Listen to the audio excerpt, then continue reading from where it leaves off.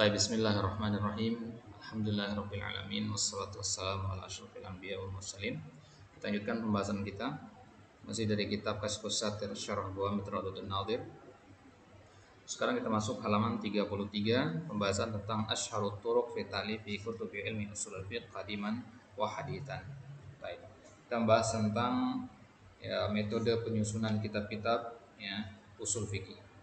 Jadi kita akan mengenal sekarang ada beberapa sumber-sumber ilmu, sumber-sumber yang harus kita jadikan rujukan dalam mempelajari ilmu usul fiqh. Dan ini pembahasan yang sangat penting sekali. Nanti kita akan bahas ada 4 thariqah nanti, pembahasannya panjang lebar di sini. Ini adalah pembahasan yang penting sekali. Ini adalah akhir dari muqaddimah yang kedua ini sebelum kita masuk ke mustalahat al-usuliyah dan al-kalamiyah. Baik. Kita mulai. Asyharut turuq fi ta'lif kutubi ilmi usul fiqh. Metode penyusunan kitab-kitab ilmu usul fikih yang paling masyhur qadiman wa hadisan. Di zaman dulu ataupun di zaman modern. Lam yattafiq al-muallifuna fi ilmi usul fiqh ala tariq allati yaslukunaha fi abhathihim al-usuliyah. Baik. Tadi kita katakan bahwasanya di pertemuan sebelumnya bahwasanya abhas para ulama dalam menyusun menyusun kitab usul fiqh itu pembahasannya pasti 4 poin itu. Ini harus dihafalkan Ada 4 ini. Akan tetapi meskipun mereka sepakat dalam abhas yang 4 ini, metode yang mereka pakai beda-beda. Jadi 4 poin ini mesti ada dalam kitab usul fikih, tapi metode mereka beda-beda. Itu maksudnya. Kenapa bisa beda-beda? Litafarruq fi aqtarihim wa ikhtilafi ittijahatihim wa manahijihim wa usurihim. Karena perbedaan tempat tinggal, perbedaan ittijahat, kiblat mereka, maksudnya patokan mereka dalam beragama, mazhab terutama di situ. Sudut pandang mereka dalam beragama itu beda. Wa manahijihim, manhaj mereka, wa usurihim, dan zaman mereka juga beda-beda. Perbedaan-perbedaan yang sedemikian banyak itulah yang menyebabkan kemudian mereka juga memiliki pandangan yang berbeda-beda dalam masalah tariq at-ta'lif. Fanasha'a an dzalika turuq, maka perbedaan-perbedaan tadi melahirkan perbedaan atau melahirkan thariqah yang berbeda dalam menyusun kitab-kitab. Yang pertama yaitu thariqatul jumhur. Thariqah jumhur yaitu thariqatu al-mutakallimin. Namanya thariqah al-jumhur. Kenapa dikatakan al-mutakallimin? Lianna aktsara man allafa ala hadhihi at-tariqah kanu minal mu'tazilah min ulama'il kalam. Mereka ini dinamakan al-mutakallimin karena mereka selalu mengedepankan kalam. Mereka itu orang yang mengagungkan logika, orang-orang yang selalu mengedepankan akal, dari kalangan al-mu'tazilah. Wa tusamma aidan tariqatus syafi'iyah. Dinamakan juga ini nama thariqah syafi'iyah, thariqah jumhur ini. Kenapa? Apakah Syafi'i termasuk Mu'tazilah? Tentu bukan. Laisa li anna Syafi'i kataba 'alaiha risalatahu bal li anna aktsara wa awwala man kataba fiha hum ulama Syafi'iyah. Karena yang pertama kali menyusun kitab-kitab dan yang paling banyak itu adalah ulama-ulama Syafi'i. Jadi mazhab-mazhab yang lain itu harus minder di hadapan mazhab Syafi'i dari sisi ulama-ulama Syafi'i lah yang pertama kali menyusun kitab-kitab usul fikih. Baik. Wa amma risalatus Syafi'i fa hiya nasijun wahdaha fi 'ardi mabahith usulil fiqh. Wa ma'al asaf lam najid fi 'asrina aw fi usurin sabiqatin man i'tana bi tadrisiha fi ma'ahidil ilmi asy-syar'i wa kulliyatihi bal tadhkur faqat hinama yushar ila awwali man dawana hadzal ilmi wa illa fal 'audatu ila dirasatiha wa tadrisiha 'audatun ila al-manba'is safi qabla an yashubahu az-zabad. Baik. Jadi kitab risalah ini bukan karena disusun dengan metode al-mutakallimin sehingga dinamakan thariqah syafi'iyah, bukan dengan sebab kitab risalah ini enggak ada hubungannya, tapi karena memang mayoritas atau yang pertama kali menyusun kitab-kitab usul fikih itu adalah dari golongan Syafi'iyah. Ya, makanya dinamakan thariqah Syafi'iyah juga. Ya, jadi tidak ada hubungannya dengan al-mutakallim. Jadi kalau kita mengatakan thariqatul mutakallim itu lebih condong kepada ulama kalam. Nah, tapi kalau kita mengatakan thariqatul Syafi'iyah ya maksudnya condong kepada ulama-ulama Syafi'iyah. Ya. Padahal thariqatul mutakallim sama thariqatul Syafi'iyah itu maksudnya sama. Satu thariqah itu.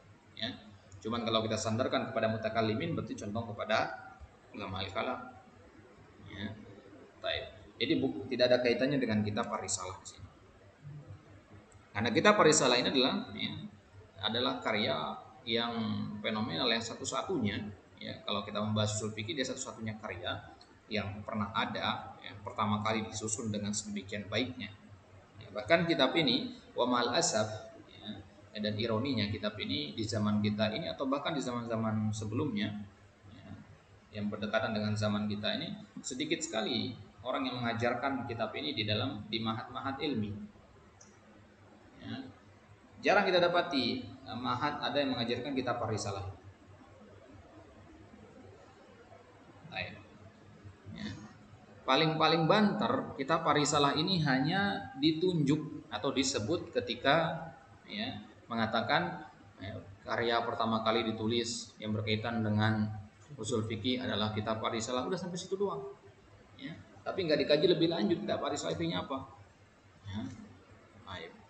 Ya, jadi seharusnya kita memperhatikan kitab Ar-Risalah ini. Ya, kita harus kembali mempelajari kitab Ar-Risalah ini karena kembali mempelajari kitab Ar-Risalah ini ibaratnya kembali kepada sumber yang jernih sebelum tercampur dengan ya, kotoran, sebelum tercampur dengan buih-buih lautan. Ya, ibaratnya kita masih kembali ke sesuatu yang murni. Ya, itu kitab Ar-Risalah ini. Maka insya Allah nanti kalau ada kesempatan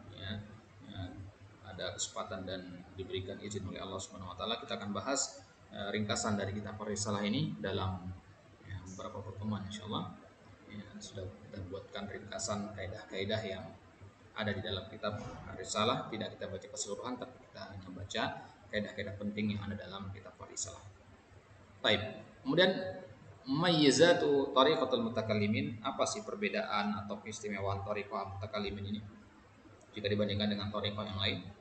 Tamtazu hadhihi tariqatu bi taqriril qawaid al-usuliyah hasba ma tadullu 'ala dalail wal barahin. Yang pertama, tariqah al-mutakallimin ini ya, memiliki keistimewaan dari sisi mereka itu ya, taqriril qawaid al-usuliyah. Mereka menetapkan takrir nabi mana tadwin ya. Mereka mengkodifikasikan, mentakrir, menetapkan, mengkonfirmasikan kaidah-kaidah usuliyah sebagaimana yang ditunjukkan oleh dalail wal barahin.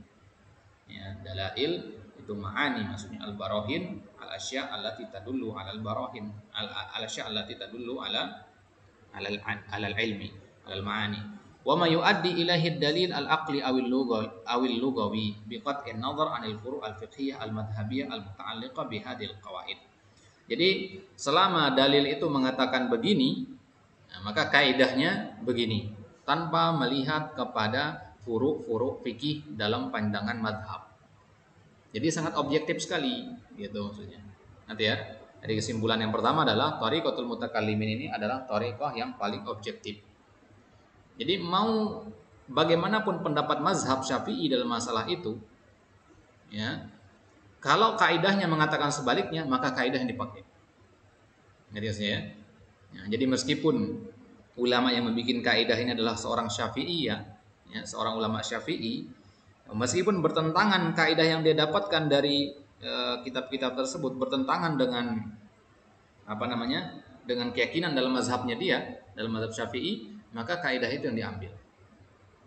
Ya. Fama ayyadathu dalail wa qama 'alaihi al-burhan min al-qawaid asbatu. Ya. Selalu patokan mereka itu adalah kepada dalail. Ya. Dan apa yang ditunjukkan oleh burhan, bukti-bukti minal qawaid asbatuhu, itu yang mereka tetapkan. Wa ma khalafa dzalika nafahu min ghairi ta'assubin. Jadi ini sangat jauh sekali dari fanatik. Ya, dari sifat fanatisme jauh sekali di sini. Jadi hal-hal yang menyelisih kaidah yang mereka telah tetapkan itu mereka nafikan tanpa ta'assub li madhhabin muayyan. Karena kaidah itu di atas mazhab itu istilah. Kaidah itu di atas pendapat mazhab. Itu thariqah al-mutakallimin. Ya. Ada juga thariqah nanti yang menjadikan pendapat mazhab itu di atas, paling atas dia, sehingga kaidah itu harus mengikuti pendapat mazhab. Nah, gitu. Jadi kaidah itu kan sesuatu yang bebas. Sebelum ada mazhab-mazhab dia sudah ada kan. Kemudian datanglah mazhab. Nah, sekarang pertanyaannya yang mana? Yang mengikuti yang mana? Mazhab mengikuti kaidah atau kaidah yang mengikuti mazhab? Kalau antum katakan kaidah yang mengikuti, kalau antum katakan mazhab yang mengikuti kaidah, berarti itulah yang disebut dengan metodenya mutakallimin. Ya, dan ini memang lebih tepat karena apa? Karena kaidahnya lebih dulu ada dan lebih pasti, lebih selamat dari kesalahan. Ya, bahkan dia fi manzilatil ijma'. Ya, karena kaidah kan sesuatu yang pasti, berarti dia kedudukannya seperti ijma'.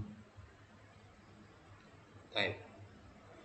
Walal tifata ila muwafaqatiha lil furu'il fiqhiyah al manqula 'anil a'immah aw mukhalafatiha fi katsir minal ahyan. Meskipun berbeda atau menyelisih pendapat para fuqaha, tetap yang para imam tetap yang dipakai adalah kaidah yang sesuai dengan al-dalail dan baroin tadi. Wa bidzalika kanat usuluhum tariqan lil istinbat wa hakimatun 'alal furu'il fiqhiyah. Maka metode yang mereka pakai itulah yang kemudian dijadikan sebagai hakim, sebagai qadi untuk memutuskan furu'-furu' fiqhiyah, bukan sebaliknya furu' fiqhiyah menjadi hakim. Ya. Walihada lam yadhkuru fi kutubihim syai'an minal furu' illa ma kana 'ala sabilil idah wa tamtsil. Makanya dalam kitab-kitab mereka, kitab-kitab Syafi'i ini sedikit membahas tentang hal-hal yang sifatnya furu', ya, kecuali memang untuk dalam bab idah atau tamtsil, untuk memperjelas atau untuk memberi contoh saja. Waqad kataba ala hadhihi at-tariqati ulama Syafi'iyah wal Malikiyah wal Hanabilah.